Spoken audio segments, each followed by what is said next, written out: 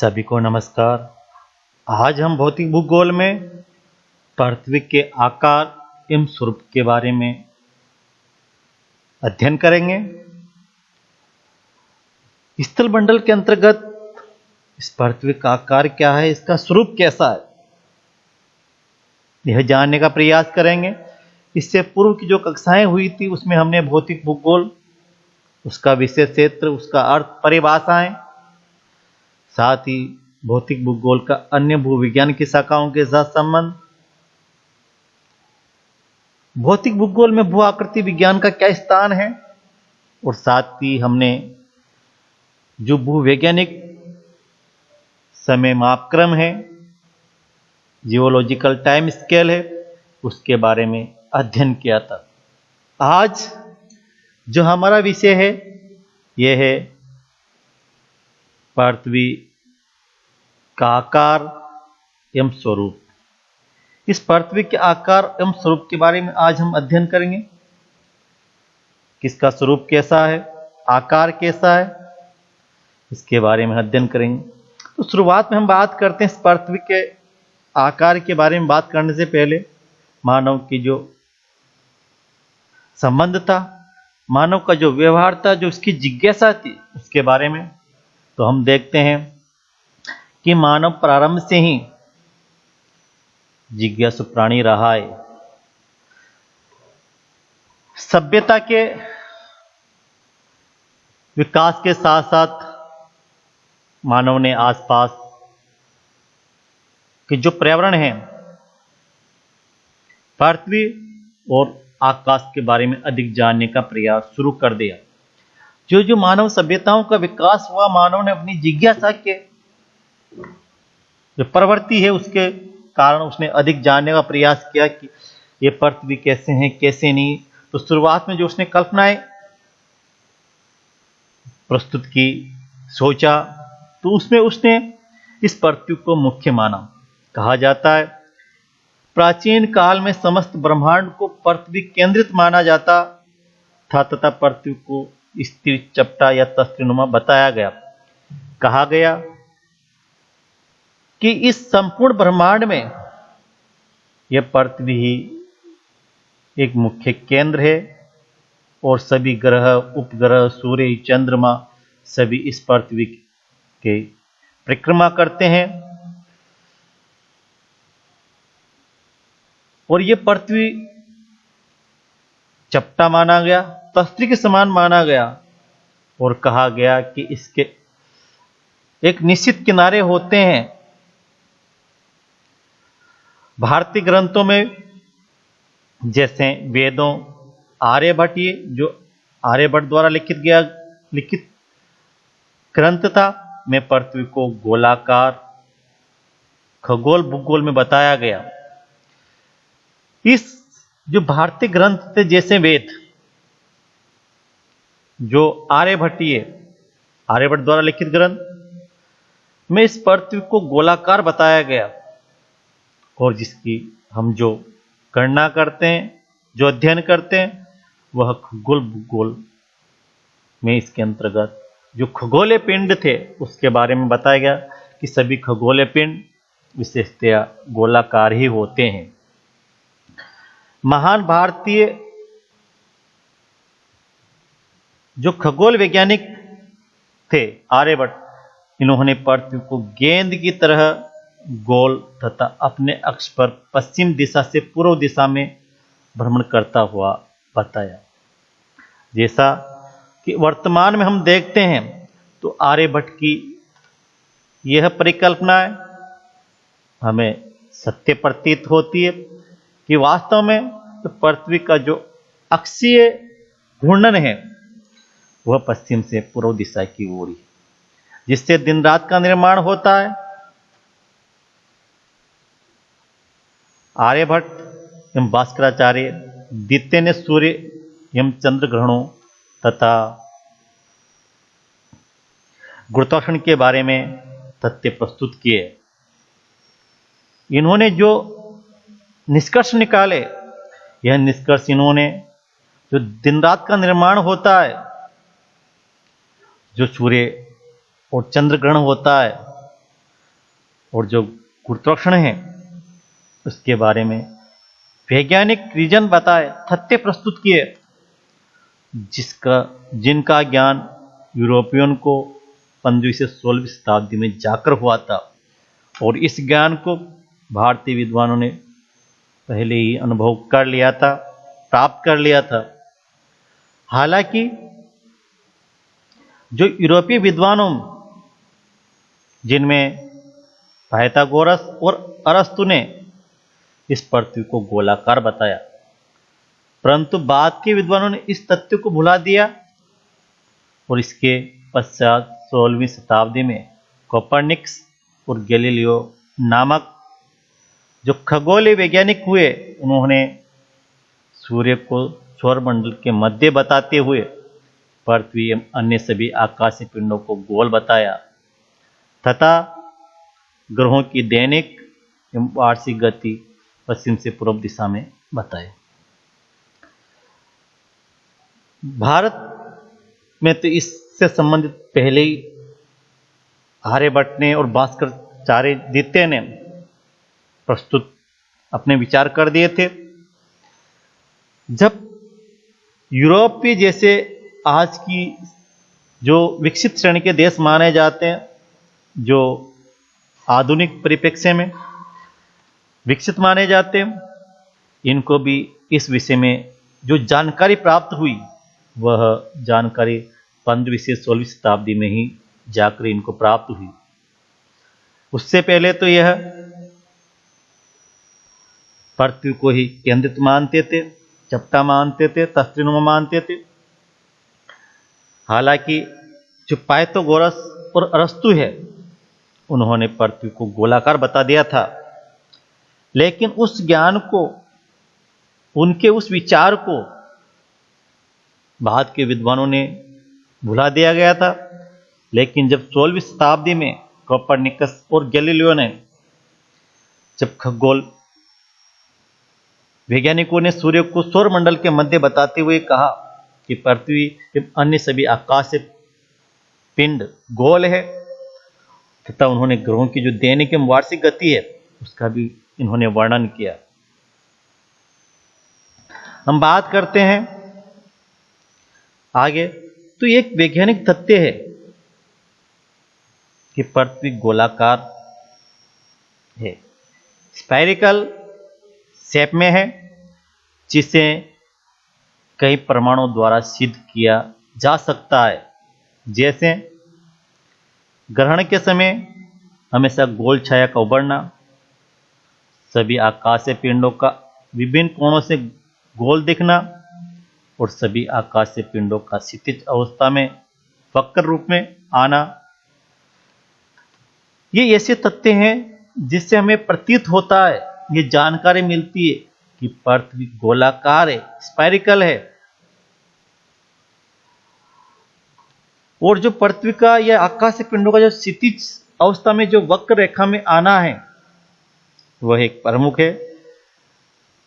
मानव के द्वारा जो अपोलो एवं अन्य मानव निर्मित उपग्रहों के अध्ययन से और उनके पश्चात यह सिद्ध हो गया कि पृथ्वी गोलाकार है, परंतु ध्रुवों पर चपटी होने के कारण इसे चपटा या लद्वक्ष, गोलाब, ओबलेट, स्पायरोड के रूप में माना जाता है।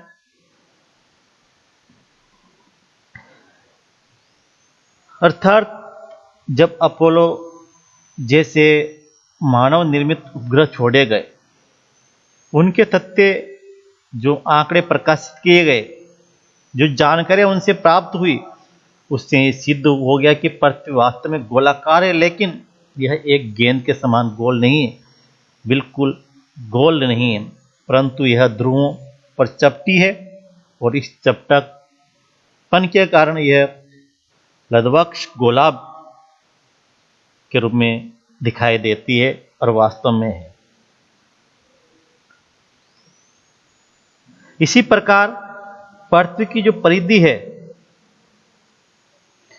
उस परिधि के बारे में 256 ईस्वी पूर्व में यूनानी विद्वान एरोस्ट्राटस ने बड़ी आसान तकनीक अपनाते हुए वर्तमान वैज्ञानिक गणना के बराबर बताया। उन्होंने उस समय लगभग 256 ईस्वी पूर्व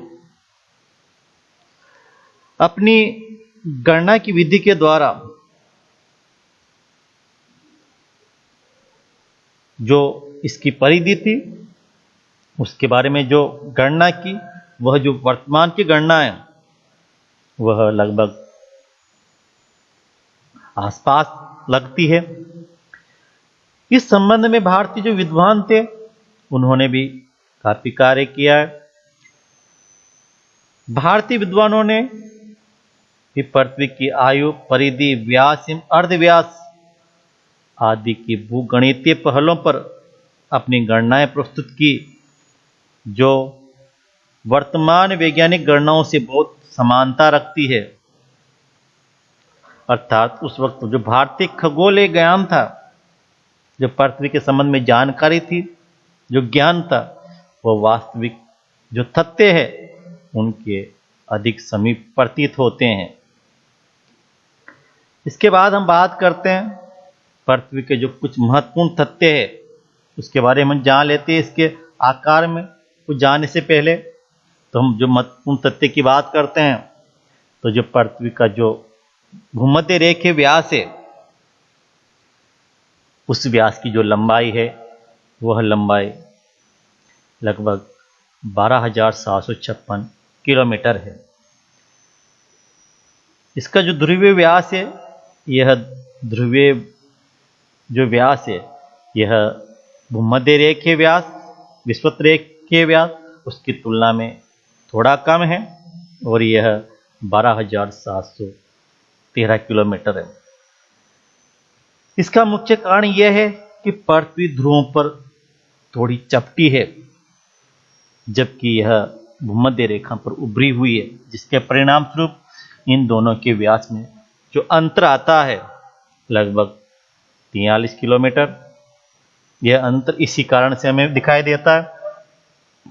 यदि हम भूमध्य रेखीय परिधि की बात करें तो इस परिधि की जो लंबाई है 40,077 किलोमीटर, जबकि ध्रुवीय परिधि है यह लगभग 77 किलोमीटर कम है भूमध्य रेखीय परिधि से, और यह 40,000 किलोमीटर है। यदि हम पृथ्वी के जो क्षेत्रफल है उसकी बात करें तो इसका कुल क्षेत्रफल 510 मिलियन वर्ग किलोमीटर है। इसमें से लगभग 29.22% भागी स्थलीय क्षेत्रफल के अंतर्गत आता है, अर्थात 149 मिलियन वर्ग किलोमीटर क्षेत्र ही स्थलीय भाग है। यदि हम महासागरीय जो क्षेत्रफल उसकी बात करें तो इसके अंतर्गत 361 मिलियन वर्ग किलोमीटर क्षेत्र सम्मिलित किया जाता है, और यह संपूर्ण जो क्षेत्रफल है पृथ्वी का उसका लगभग 17.78% है। इसके बाद हम पृथ्वी का जो आयतन है उसके बारे में देखते हैं। तो पृथ्वी का जो आयतन है ये लगभग 416 मिलियन क्यूबिक किलोमीटर है। पृथ्वी का जो घनत्व है ये घनत्व है 5.517, और पृथ्वी का जो द्रव्यमान है 5.882 टू 10⁻21 टन। इसके बाद पृथ्वी का जो भार है ये है लगभग 6,600 खरब टन, और धरातल की जो वक्रता है ये वक्रता है लगभग जो हमें झुकाव मिलता है, ढाल मिलता है, ये ढाल प्रवणता है, ये ढाल प्रवणता लगभग 7.98 इंच प्रति मील मिलता है। लगभग 1 मील की दूरी पार करने पर इसके ढाल में जो परिवर्तन होता है, जो कोणीय झुकाव मिलता है, अंतर आता है, वो लगभग 7.98 इंच प्रति मील है। इसके बाद हम बात करते हैं, जब हम बात कर रहे थे पृथ्वी के स्वरूप के इन विद्वानों के बारे में जिन्होंने अपने विचार प्रकट किए और पृथ्वी का जो स्वरूप है उसको जानने में कार्य किया। इसके बाद हम बात करते हैं पृथ्वी के अक्षांश देशांतर।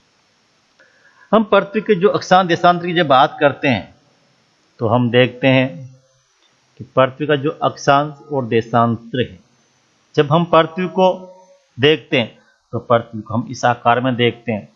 इस पर जो खड़ी रेखाएं होती उत्तर से दक्षिण की ओर, इन्हें हम अक्षांश, इन्हें देशांतर कहते हैं। ये रेखाएं वृहत रूप में होती है। एक जो रेखा होती है वो पूरी पृथ्वी को कवर करती है, संपूर्ण घेरा बनाती है, और जो पश्चिम से पूर्व की ओर जो रेखाएं होती है, क्षैतिज जो रेखाएं होती है ग्लोब पर, उन रेखाओं को अक्षांश रेखा कहा जाता है, जिनके मध्य भूमध्य रेखा होती है 0 डिग्री, इसके उत्तर में कर्क रेखा और दक्षिण में इसके मकर रेखा होती है। इसके बाद हम बात करें इस अक्षांश और देशांतरों की, तो हम देखते हैं कि अक्षांश और देशांतर रेखाएं ग्लोब पर खींची अंकित की गई काल्पनिक रेखाएं हैं, जो क्रमशः पूर्व से पश्चिम एवं उत्तर से दक्षिण दिशाओं में बनाई जाती है। इनके बने ग्रिड या जाल को पृथ्वी पर स्थिति निर्धारण में बहुत महत्व है और इसे भूजाल कहा जाता है, भूग्रिड कहा जाता है। जो अक्षांश देशांतर रेखाओं का जो जाल बनता है वह भूग्रिड कहलाता है, भूजाल कहलाता है, जो अक्षांश देशांतर के द्वारा निर्मित होता है। हम बात करें इस पृथ्वी के स्वरूप के बारे में, तो इसमें हम देखते हैं कि जो पृथ्वी का स्वरूप है जाल है, भूजाल है, यह अक्षांश देशांतर रेखाओं के द्वारा निर्मित होता है और इससे किसी स्थान विशेष की जो स्थिति होती है उसके बारे में जानकारी प्राप्त होती है। अक्षांश देशांतर रेखा एक दूसरे को समकोण पर काटती है। इनका जो मिलने का स्थान होता है, जहां पर कोण बनाती है वहां पर ये मिलती है, वहां पर ये 90 डिग्री का कोण बनाती, समकोण पर मिलती है।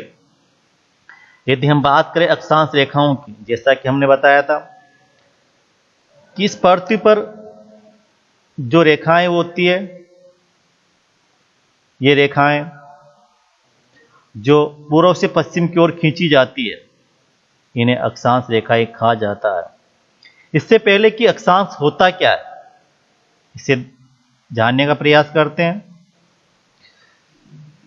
अक्षांश भूमध्य रेखा पृथ्वी को 2 भागों में समान गोलार्धों में विभाजित करती है।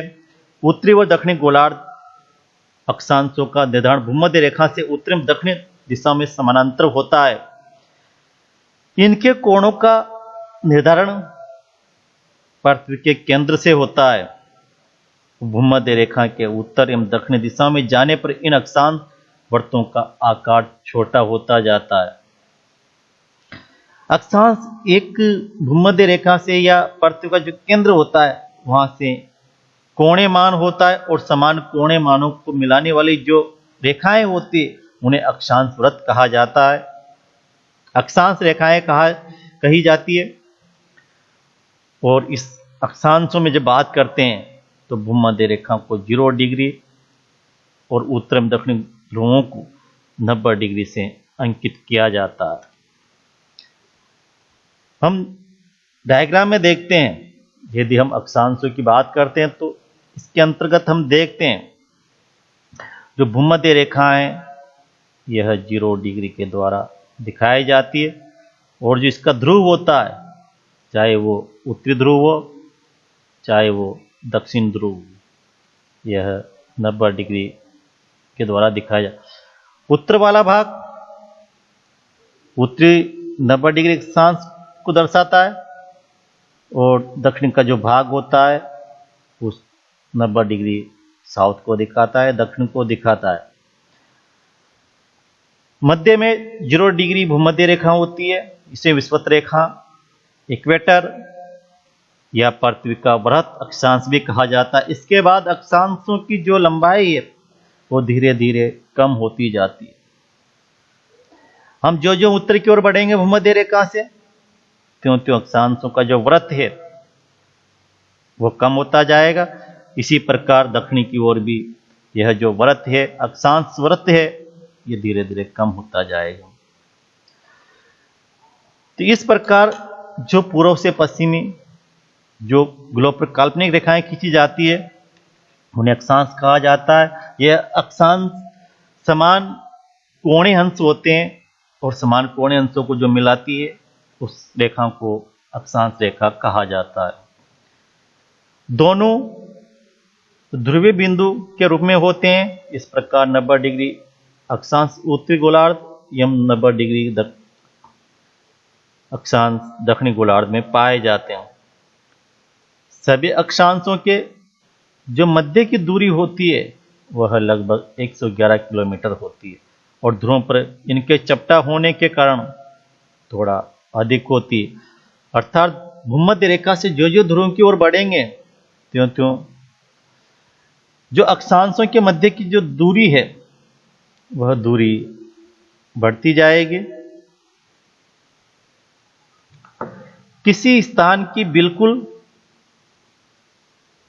सही स्थिति प्राप्त करने के लिए डिग्री को मिनट या मिनट को सेकंड में बांटा जाता है। जैसा कि हम जानते हैं कि 1 डिग्री में लगभग 60 मिनट होते हैं और जो 1 मिनट होता है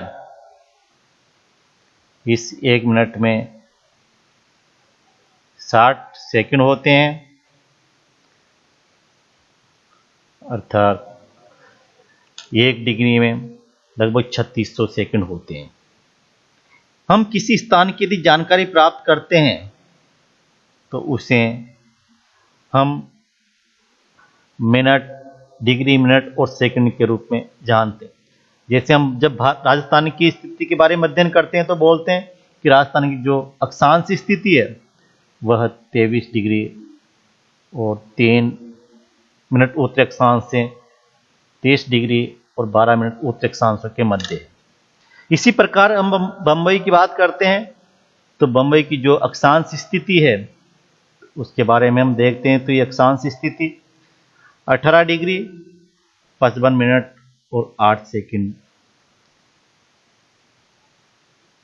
उत्तरी अक्षांश लिखी जाएगी।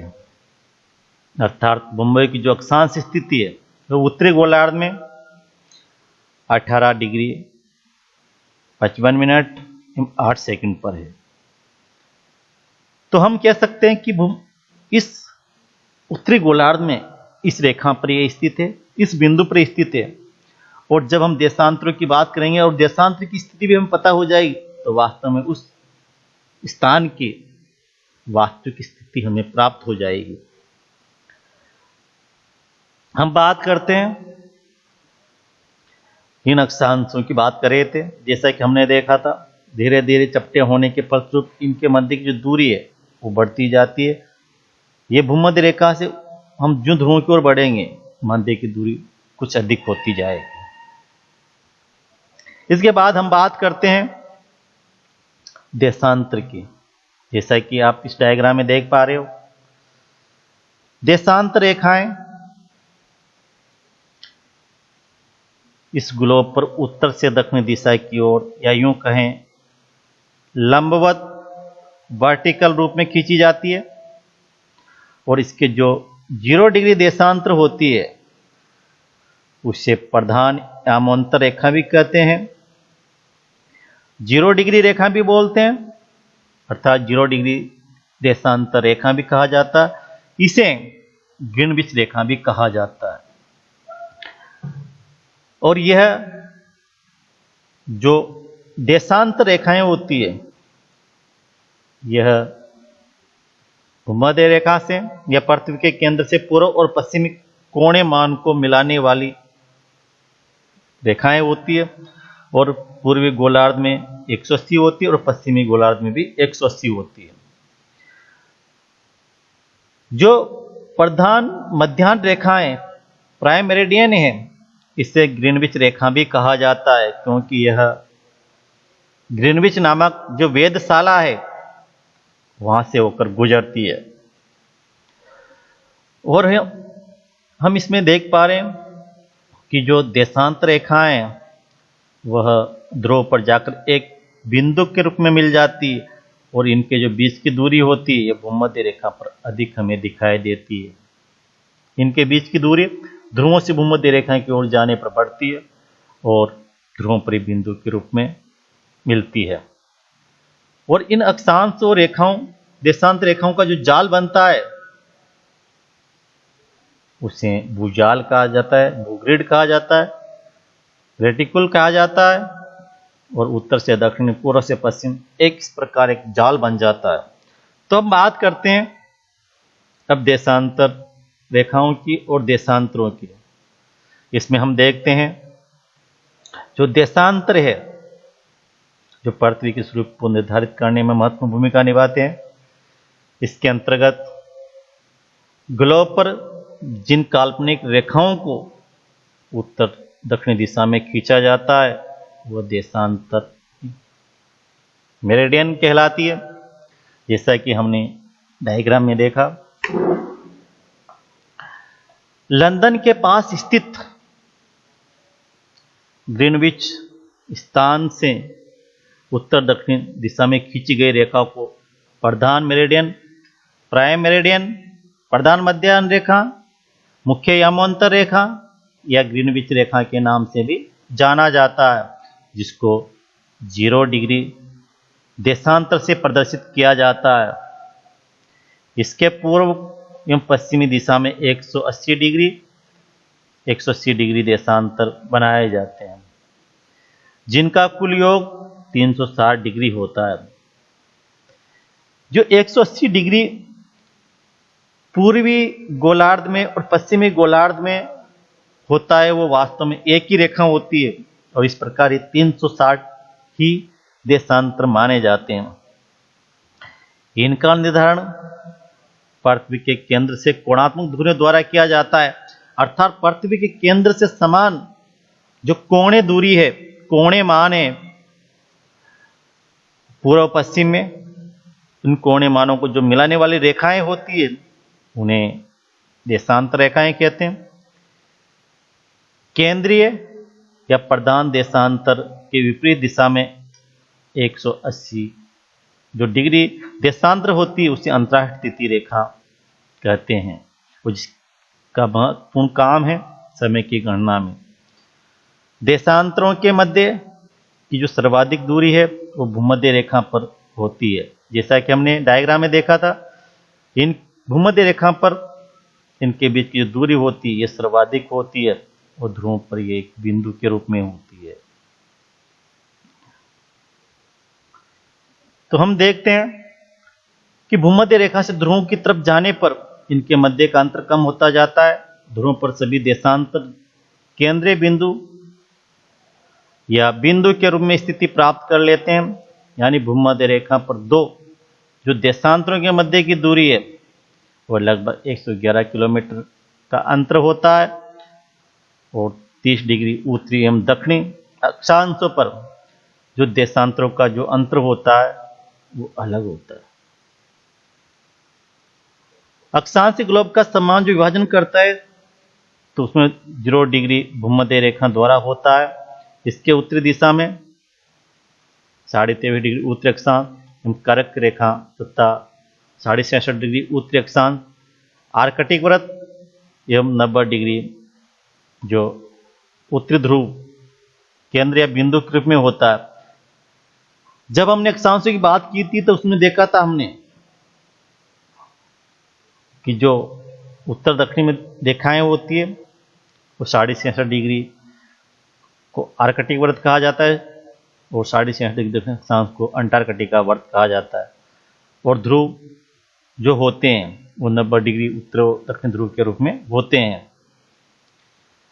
ग्लोब पर जो 0 डिग्री भूमध्य रेखा से 30 डिग्री उत्तर दक्षिण अक्षांश के मध्य का जो क्षेत्र होता है उसे निम्न अक्षांश क्षेत्र कहते हैं, और 30 से जो 60 डिग्री उत्तर एवं दक्षिण अक्षांशों के मध्य का जो क्षेत्र होता है उसे मध्य अक्षांश क्षेत्र, और जो 90 से जो 60 से 90 उत्तर दक्षिण अक्षांश के मध्य का जो क्षेत्र होता है उसे उच्च अक्षांशीय क्षेत्र कहा जाता है। जब हमने अक्षांशों के बारे में अध्ययन किया था तो उसमें हमने देखा था कि उस क्षेत्र में 0 से 23.5 डिग्री यानी कहें कि मकर रेखा से कर्क रेखा के मध्य का जो क्षेत्र है यह क्षेत्र उष्णकटिबंधीय पेटी के अंतर्गत आता है, उष्ण जलवायु पेटी के अंतर्गत आता है। और कर्क रेखा से ये यूं कहीं 23.5 डिग्री से 66.5 डिग्री उत्तरी एवं दक्षिण अक्षांशों के मध्य का क्षेत्र है यह शीतोष्ण कटिबंधीय जलवायु पेटी के अंतर्गत आता है। बाकी 66.5 से 90 डिग्री के मध्य का जो क्षेत्र है वो शीत कटिबंध में आता है। इस आधार पर वनस्पति एवं जीव जंतुओं की पेटियों का भी निर्धारण होता है। किसी स्थान का अक्षांश निर्धारण यंत्रों तथा सूर्य, तारों, चंद्रमा आदि की स्थिति से होता है। वर्तमान में जीपीएस की मदद से अक्षांशों की सही स्थिति पता होती है। हम बात कर रहे थे देशांतर रेखाओं की, तो हमने देखा था कि जो देशांतर है यह उत्तर से दक्षिण की ओर एक काल्पनिक रेखाएं होती है और ये काल्पनिक रेखाओं जो 0 डिग्री होती है वह प्रधान मध्याह्न रेखा होती है, ग्रीनविच रेखा होती है। और इसके बाद 180 डिग्री पूर्व और पश्चिम की तरफ होती है। इस प्रकार कुल 360 डिग्री देशांतर होते हैं। हमने बात की थी कि जो देशांतर रेखाएं हैं ये सर्वाधिक जो अंतर होता है भूमध्य रेखा पर होता है और भूमध्य रेखा से हम ध्रुवों की ओर बढ़ते हैं तो इन देशांतरों के मध्य का अंतर कम होता जाता है। और ध्रुवों पर तो लगभग सभी देशांतर बिंदु स्थिति प्राप्त कर लेते हैं। भूमध्य रेखा पर जो 2 देशांतरों के मध्य का अंतर होता है यह अंतर 111 किलोमीटर का होता है। इसके बाद जो जो हम उच्च अक्षांशों की ओर बढ़ेंगे तो अंतर कुछ कम होता जाएगा। जैसे हम 30 डिग्री उत्तरी एवं दक्षिणी अक्षांश की बात करते हैं तो यहाँ पर अंतर लगभग 111 से कम होकर 96.5 किलोमीटर हो जाता है। और आगे जाएं हम 60 डिग्री उत्तरी एवं दक्षिणी अक्षांशों पर तो यह अंतर मात्र 111 किलोमीटर से घटकर 55.4 किलोमीटर रह जाता है। यदि 80 डिग्री उत्तरी एवं दक्षिणी अक्षांशों पर बात करें हम देशांतरों के मध्य की दूरी का तो 80 डिग्री उत्तरी एवं दक्षिणी अक्षांशों पर 2 देशांतरों के मध्य की जो दूरी है यह दूरी मात्र घटकर 19.3 किलोमीटर रह जाती है। और जब हम ध्रुवों की बात करते हैं 90 डिग्री उत्तरी ध्रुव की बात करते हैं, 90 डिग्री दक्षिणी ध्रुव की बात करते हैं तो यहाँ पर हम जो स्थिति देखते हैं वह बिंदु पर शून्य रह जाता है। अक्षांश रेखाओं की तरह ही देशांतर रेखाओं को भी डिग्री, मिनट, सेकंड में बांटा जाता है। हमने जब बंबई की बात की थी और हमने जब उसकी अक्षांशीय स्थिति देखी थी तो हमने उसकी अलग स्थिति देखी कि वह किस स्थान पर स्थित है। जैसे बात की थी हमने कि 18 डिग्री 55 मिनट 8 सेकंड पर यह उत्तरी अक्षांश पर है। और जब हम बात करते हैं कि यह इस ग्लोब में जो इसकी स्थिति है वो 18:55 8 है। और जब बात करते हैं देशांतरों की तब हम जो इसकी स्थिति देखते हैं तो स्थिति हमें जो पूर्वी देशांतर है उस पर मिलता है। और ये पूर्वी देशांतर 72 डिग्री 54 मिनट और 10 सेकंड। जो पृथ्वी है जो अक्षांश है, जब हमने बात की थी अक्षांशों की तब इसकी स्थिति हमें अलग मिली थी। और देशांतर की बात करते हैं तो ये इसकी स्थिति हमें एक स्थान विशेष प्राप्त हुआ और उस स्थान विशेष पर इसकी स्थिति वास्तविक स्थिति प्राप्त होती है। हम बात करें केंद्रीय प्रधान मध्याह्न रेखा से जब हम अंतर्राष्ट्रीय समय, लोकल समय, स्थानीय समय, मानक समय की बात करेंगे तो वहाँ पर इसको विशेष रूप से देखेंगे, लेकिन हम यहाँ थोड़ा इसके बारे में जान लेते हैं। जब केंद्रीय प्रधान जो मध्याह्न रेखा से बात करते हैं, पूर्व की ओर जाने पर प्रत्येक देशांतर पर 4 मिनट तथा प्रत्येक 15 डिग्री देशांतर पर 1 घंटे की वृद्धि होती है। इसके विपरीत पश्चिम में जाते हैं तो कमी होती है। जैसे 1 डिग्री पश्चिम की ओर चलेंगे तो 4 मिनट कम हो जाएंगे, और 15 डिग्री आगे चलेंगे पश्चिम दिशा की ओर तो 1 घंटा कम हो जाएगा। प्रत्येक मध्याह्न रेखा पर स्थानीय समय समान रहता है। इसी प्रकार सभी 360 डिग्री देशांतर रेखाएं जब एक व्रत के रूप में परिवर्तित होती है तब वह व्रत बन जाती है। भूमध्य रेखा भी व्रत के रूप में ही मानी जाती है। व्रत वे व्रत होते हैं जो पृथ्वी या ग्लोब को समान मंडलों में विभाजित करते हैं, और इनकी कुल संख्या 181 होती है।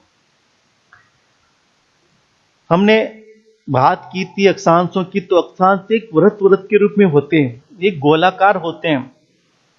होने में तो देशांतर रेखाएं भी होती है, लेकिन इनको गोलार्ध के आधार पर इन्हें 2 भागों में बांट दिया जाता है, पश्चिमी, पूर्वी, और इस आधार पर इसे पूर्ण गोलार्ध या पूर्ण व्रत नहीं माना जाता।